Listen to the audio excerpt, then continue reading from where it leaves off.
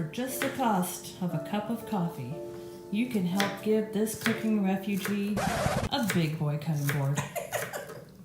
Don't you dare. I'll stand by my cutting board. I swear to God, you cannot pry this out of her hands. It'll probably be buried with me. Oh, there'll be room. Now that the onion and celery... Oh, I gotta do the intro. Sorry. Welcome to Cooking from Scratch. It's Melissa, and today I have a special guest in honor of Thanksgiving. It's my mom. My name's Darlene, by the way. Yes. You guys may be talking to her a lot. She's so excited about this cooking channel. She wants to talk with everyone about cooking. Because you really learned a lot of your cooking from Grandma, right? Yes. The majority of what I learned was from Grandma. Yeah. And about 40-some years of cooking. Which actually where I learned a lot of my cooking too, was from, watching my mom and watching my grandma. And one of the things, you can't really talk about Thanksgiving without, one, talking about family, and two, talking about stuffing. And today, we're so fortunate because we are making my grandmother's stuffing recipe, where did Grandma get this from?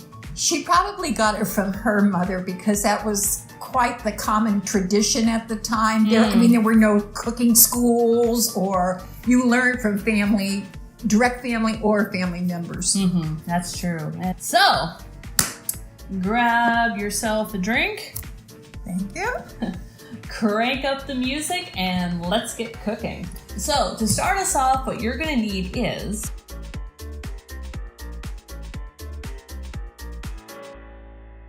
so there is one thing I did forget to put in here, and it was a half a cup or 3/4 cup of oil. 3/4 cup of vegetable oil. Vegetable oil specifically. Yes. Okay.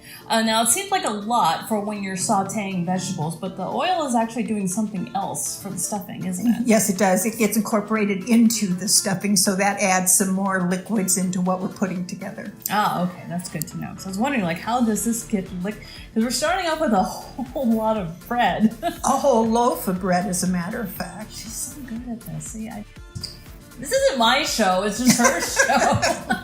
I just make the tactical stuff kind of happen. So we're starting off with a full loaf of bread, which you're going to want to grab any and every family member. If they're going to have stuffing, they're going to work, okay? They're going to shred this bread into tiny pieces. Trust me, Mom will be checking. Tiny, lot of training went into this. Tiny pieces. Adding in the sage. And then that's pretty much it for the bread portion. For this portion, yes. Other than when you finish, top it off with salt and pepper. Oh, true. I forgot to do that. But Mom remembered. And Melissa will be able to go back to this video next time she has to make this. So we have the bread done. It's all nice and loaded with sage, salt, and pepper. Correct. We sauteed the onions And celery. then celery. Oh, is there any other holiday that celery actually gets to make an appearance? And it makes a lovely scent in the kitchen. Oh, God, yes. You can smell it in here right now. Okay, and then to that, we also have our egg mixture, which also includes how much water? There's a cup and a half of tepid water. Be sure, do not use hot, do not use cold. Tepid is at that midpoint between the two. So we have all our pieces, and this recipe is pretty simple. We Yes, just it is. combine it together, huh? Exactly. And then, Absolutely. okay. So at this point, actually, we're doing it from a bowl, but normally I do it from the frying pan. I take the celery and the onion and the oil and just lay it in. Okay? Now we're going to give this a toss. Just work it around. Oh, it already smells so good. So to get that distributed as best you can, you don't have to spend a lot of time at this. Really, once around the bowl is probably good enough. We're going to add the egg wash to the bread. Now, insofar as how much goes in, you want to put in enough to where your bread packs together. You don't want it soggy. So what you do is start laying in your egg wash. She's such a pro. Look at this. Okay, I probably put in about 2/3 of what I would have say here. yeah. I want to hold that for a second. Now I'm going to It's a start. daughter's job. I'm going to start stirring this, But eventually I'm going to get to a point I'm going to use my hand, because that's the true test as to where you are on liquids. Now I'm going to go in with my hand and I'm going to start pulling it together and pinching like that, okay? It's like a good claw. Yeah, and what I'm trying to do is get it so it all joins together into one big mound. So in other words, if you have more stale bread, you might need more liquid? Yes, Gotcha. correct. Now this is what yours should look like. See how it all mounds together into one big mound? Okay, we're ready now to put it into our tray. The next step is to take your stuffing and put it into a half cup, a half measuring cup. Okay, don't worry about leveling. It doesn't make a difference. It's really there for kind of shaping and a little bit of portion control. Flip it out onto your hand, put it in your pan, okay? You're gonna put like 3 along this way, 2 in the center, 3 along this side. You can get, wow, what's 1, 2, 3, 4, 5, 6, 8 in this pan? Yes, no what problem. What size pan is this? This is a 9 by 13. 9 by 13, okay. That we've greased up in advance with some cooking spray. By the way, if you guys have any tips or tricks for how you guys like to make stuffing, or tips from your mother and your grandmother who used to make this, please let us know down below. I love reading those tips because I love using them when I start cooking. So what's the value in doing this in smaller mounds versus doing it in one giant mound? Well, first of all, on this, you're going to get a little bit more browning than you do if you put it in a single mound. So this goes into a 350-degree oven for, you said 45 minutes?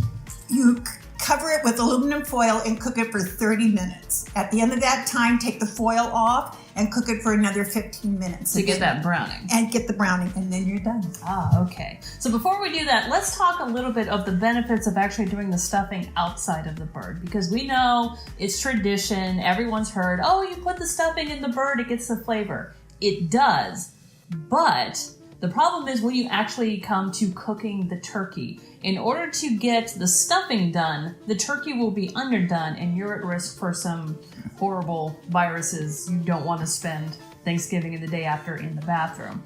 But in order to get everything done and safe, your turkey is now overdone. However, I have a recipe coming up for you guys on how to do a nice small turkey, which is especially good for those of you guys who may not be having a lot of people over or who just want turkey and it's not Thanksgiving. So if you guys would like to have that added to your playlist, you want to hit the subscribe button down below. We really appreciate it. All right, so we're going to cover this up. We're going to put it in the oven for 30 minutes, take the aluminum foil off for the next 15, and we'll see you guys in 45 minutes. All right.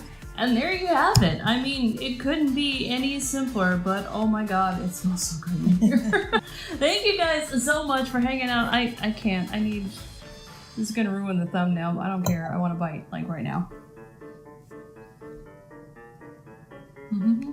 Oh, thanks. I'm not hungry, thanks. For Did you understand those words? I'll put subtext down below. Thank you guys so much for hanging out. If you guys have family recipes for stuffing, please link them below. Or better yet, take a picture and tag me on Twitter or any of my other social medias. Would love to see it, because recipes like this, they need to last for eternity. And I love that they're handed down, you know, from parent to child. And we'd love for that to continue. If I don't see you again between now and Thanksgiving, I'm wishing you a very happy and merry one. And we will see you, awesome people, in the next video. Bye, guys. Bye.